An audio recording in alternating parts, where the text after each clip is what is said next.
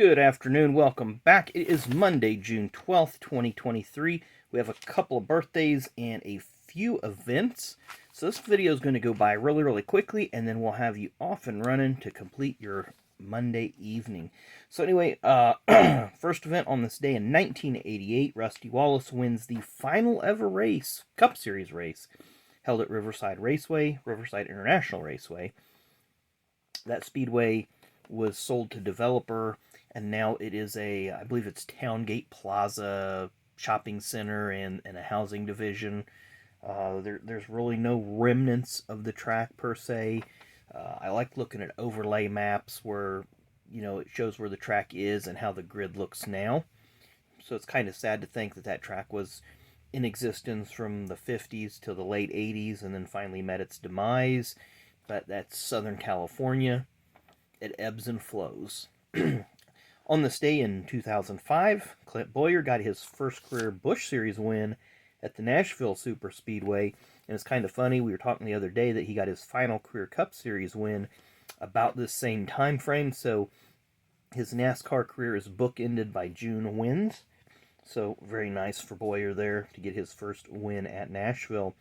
And on this day 1 year ago today, Daniel Suarez picked up his first career Cup Series win at Sonoma Raceway. Excuse me. We have two birthdays. We'll go through those really quickly, and we have very few cards. So like I said, this is going to be a quick video.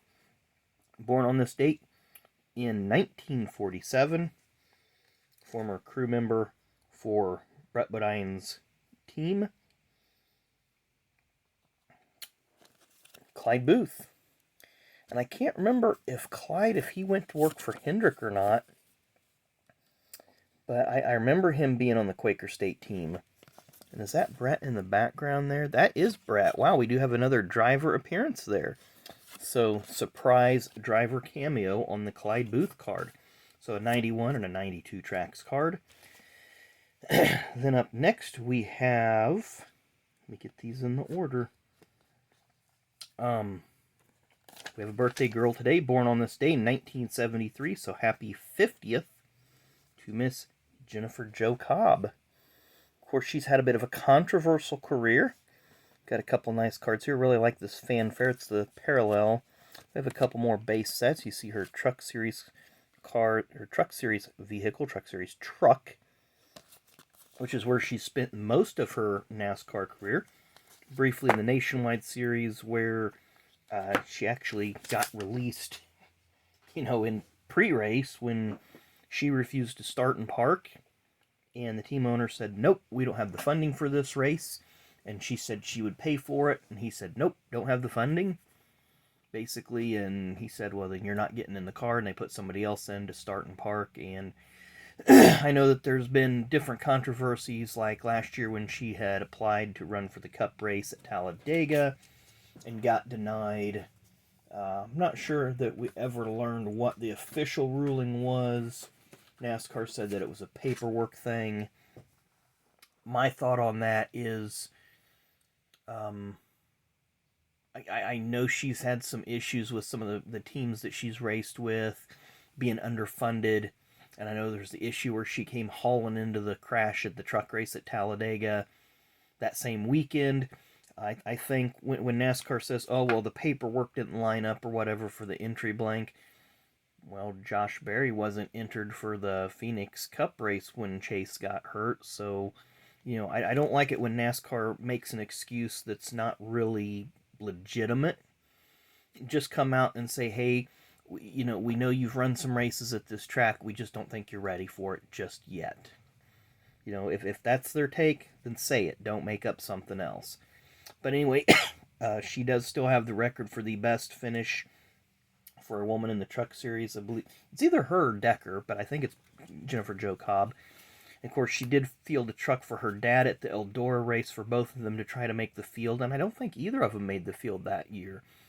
But I'd like to see her get some decent equipment just to see what she could do. I think, again, we get caught up with the female drivers, and you have like Danica, and you have Deegan, and you have a few others that are immediately put in rides Look, the first year that Danica's out of the 10 car, Almirola wins a race and finishes fifth in championship. Deegan's team last year, David Gillon Motorsports, the 17 truck, her teammate, who was it? Ryan Preece won a race, and Todd Gilliland won a race. So, they're incapable vehicles. Maybe they were just brought up too quickly, or they don't. I think Deegan needs to be in the Xfinity Series to really show what she can do. The trucks isn't where it's at for her. I think Danica didn't have that transition. It just didn't mesh coming from the open wheels to the NASCAR style racing. Some other drivers in the past, Shauna Robinson, Patty Moise, did decent in the Busch Series. They just never had a top tier ride. They was always stuck in a ride that was going to be at best a 10th to 15th place car, and that's usually where they would finish with it if they didn't get, have mechanical issues or have a wreck. But nonetheless, we've rambled on long enough here. Hope everyone enjoys the rest of your Monday.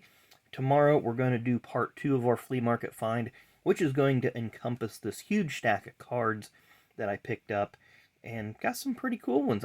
Nothing to write home about that said, hey, we're gonna take somebody out for a steak dinner, but it's gonna be something pretty cool to look back on.